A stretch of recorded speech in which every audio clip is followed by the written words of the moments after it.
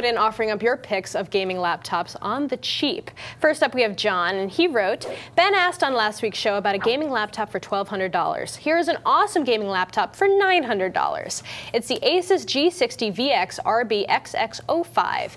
It has a 2.13 gigahertz Core 2, 4 gigabytes of memory, a 320 gigabyte hard drive, and here's the kicker. It has a GeForce GTX 260M GPU. I have this laptop and I get 30 to 40 frames per second at 1366 by 768 on high settings. So it will rip through WoW. John in Philadelphia. Like a high-end graphics card making all the WoW characters run around like, you know, baseball players from movies in the 20s where they're all like, you know, the hyperactive.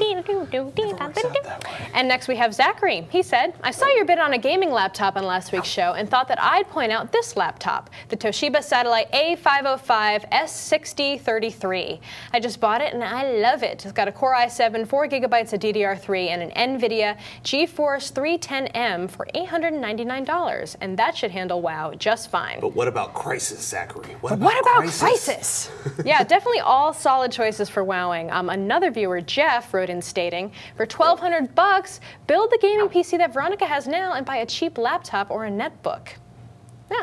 I like that. You could do that too, and then you've got... Which will also run WoW on a either netbook, machine. Oh, you mean the gaming PC or the netbook? If you buy like a cheap, you know. People have run WoW on netbooks. It's not pretty, but it'll happen. Yeah, it's also a great idea if Ben doesn't mind getting 2 devices instead of 1. In the end, though, gaming on a laptop will also be a more expensive option versus getting a gaming desktop. But the advantage of a laptop is that you can, of course, tote it with you. And feed your WoW addiction. Yep. Now that they've got the Wi-Fi on all the airplanes, you know, from Delta to JetBlue and Virgin America, you can play WoW in the air. Here's the question.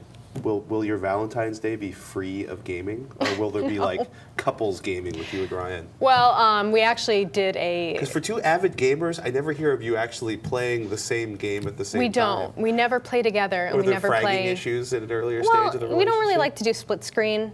And we used to have Xboxes in separate rooms, and we used to actually be able to play at the same time together on different TVs. But one of the TVs was a review unit, so we had to send it back. And so then we lost that little in-house LAN party situation going on. I have this awesome vision of you guys like both having 2 big 60-inch HD TVs sitting on little like, you know, 70s poofs with your Xbox attached to Well, you've been to my house. You know how it is. I mean, it was literally like one in the office and one in the living room. So the TVs were technically back to back, just separated by a wall.